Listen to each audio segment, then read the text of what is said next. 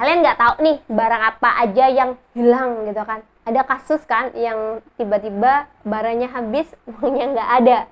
Atau ternyata stok kalian habis, ternyata gitu ya barang-barang returan dari ekspedisi ternyata diambil sama kurirnya. Pernah kan ada berita seperti itu gitu ya, terus dijual murah lagi, ketemu lagi gitu kan, rugi lagi gitu kan. Nah, itu yang namanya pentingnya stock of NAM atau audit stok yang kemarin aku sempat bahas ketika kita membahas mengenai efektif dan efisien manajemen stok gitu dan juga manajemen gudang gitu. Nah, ini dia gitu. Stock of NAM itu apa sih? Ya, stock of NAM itu secara gampangnya adalah kalian membalanskan gitu ya antara produk yang ada di fisik sama di software itu sama gitu ya. Misalnya item A di software 10, item A di fisik harusnya 10 gitu, karena sistem itu kan keluarnya real time gitu. Kalau misalnya aku nggak punya pencatatan, udah skip aja deh video ini gitu, karena nggak ada.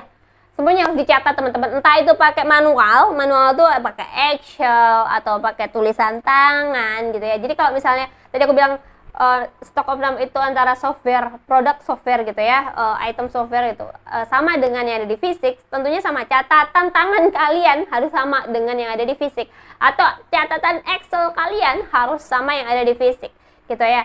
Jadi barang masuknya misalnya 10, yang keluarnya 5, otomatis di gudang masih ada 5, di catatan kalian juga ada 5 gitu ya. Ya itu namanya balance gitu. Tapi kalau misalnya nggak balance, ya itu tadi, pasti ada sesuatu yang hilang. Karena memang ada beberapa nih yang nggak pernah yang namanya stock of NAM ini dan mengaudit gitu ya. Banyak kehilangan barang, entah itu diambil karyawannya, entah itu ya tadi itu ekspedisi nggak balikin gitu ya, ada mungkin kerusakan yang tidak tercatat dan sebagainya. Apa sih manfaat dari stock of NAM selain tadi yang aku bilang? Ada juga yang namanya mengurangi kesalahan stok gitu.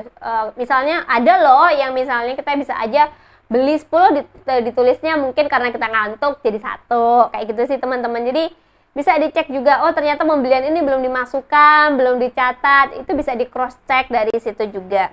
Dan yang kedua yang tadi aku bilang, bisa mencegah kehilangan barang yang diambil, entah apapun itulah ya. Terus yang ketiga adalah mengoptimalkan pengadaan barang.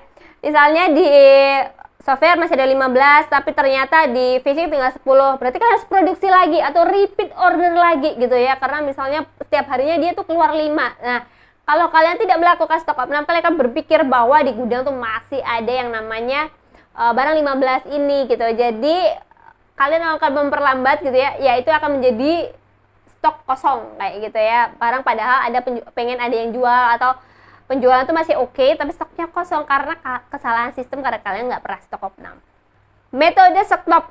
Metode stock of NAM sendiri itu ada 2.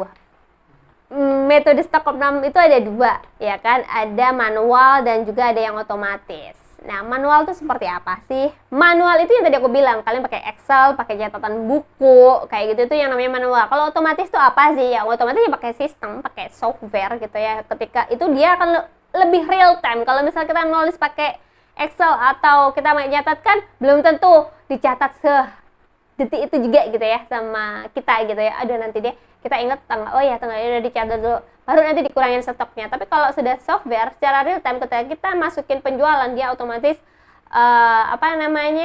mengurangi, jadi lebih akurat gitu ya. Lantas langkah-langkah apa saja sih yang harus kita lakukan ketika kita stock of NAM gitu ya? Yang pasti adalah persiapan ya guys. Persiapannya tuh apa? Ya kalau misalnya kalian pakai software, print lah gitu ya stok yang ada di software gitu ya. Terus habis itu ada barcode-nya enggak? Kayak gitu. Kalau memang belum ada ya udah secara manual aja kayak gitu. Dilihat itemnya apa, barangnya apa, nomor berapa. Apalagi kalau fashion kan banyak banget item dan ukurannya. Nah, itu tuh jadi challenging sendiri. Kalau pakai software lebih mudah sih teman-teman. Jadi ini misalnya baju A ada warna merah, putih, hijau, dengan ukuran A, B, C, D, E gitu. Kayak gitu, jadi lebih gampang. Tapi kalau manual kan harus nulis lagi, banyak banget gitu, kayak gitu-gitu. Yang kedua adalah tentukan jadwal rutinnya. Kalian mau stock of NAM sebulan sekali, satu minggu sekali, 2 minggu sekali, atau bertahap gitu, tergantung sama kalian. Jadi memang harus disiplin nih. Kalian mau melakukan jadwalnya tuh kapan gitu, akhir bulan kayak gitu, mungkin kalau sebulan sekali gitu ya, Ada yang 3 bulan sekali, ada kalau misalnya produk itemnya tidak terlalu banyak, atau ya tergantung aja deh gitu. Apalagi kalau misalnya itemnya banyak, kalian nggak bisa tuh 1 bulan sekali. Gunakan metode cycle count. Cycle count itu apa sih? Bertahap intinya gitu ya. Misalnya kalian mau stok opnam itu dalam 1 bulan sekali, tetapi karena itemnya banyak, kalian ya parsial lah ya, 1 minggu ini apa, 1 minggu besok apa, 1 minggu besoknya apalagi, karena nggak akan mungkin selesai nih kalau kalian dalam 1 bulan sekali terus semuanya digrada. 1 hari pun nggak akan selesai, aku jamin, kalau produk itemnya kalian banyak. Jadi ya itu tadi, kalau di swalayan gitu ya, yang aku tahu tuh mereka juga parsial tuh, karena mereka itemnya banget, itu itemnya banyak banget gitu ya, nggak mungkin dalam sehari. Yang selanjutnya gunakan barcode tadi gitu ya. Kalau barcode tuh gampang gitu, kalian bisa scan gitu, lebih cepatnya pakai sistem lagi software gitu, scan gitu.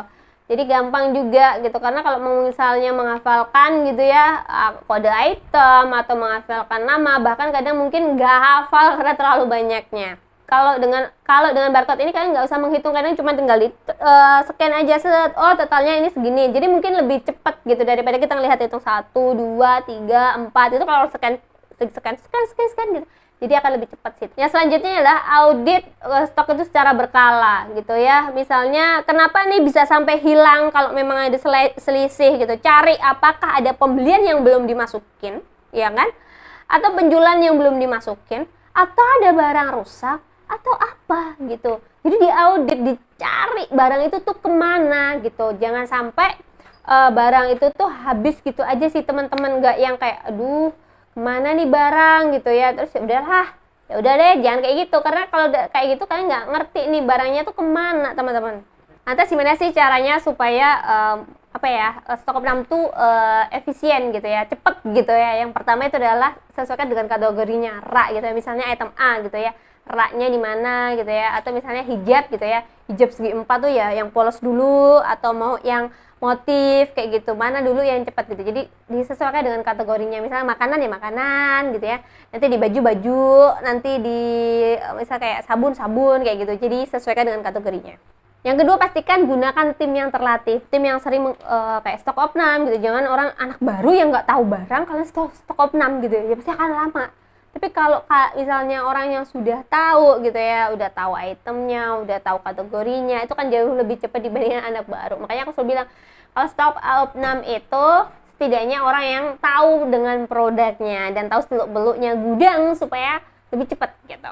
Yang ketiga adalah lakukanlah stok opnam itu ketika keadaan sepi gitu. Apalagi kalau misalnya swalayan gitu, lagi rame-ramenya kalian stok opnam. Waduh, baru barang itu dihitung udah keluar lagi, atau mungkin diambil orang, dibawa ke sana nggak jadi dibeli, ditaruh di mana kayak gitu. Jadi atau misalnya kalau misalnya bisnis kayak online ya carilah waktu-waktu yang nggak pas high season, atau di tanggal-tanggal yang kalau tanggal sekian tuh orang-orang nggak pada belanja gitu ya, supaya kalian tuh lebih tenang untuk stok opnamnya gitu ya.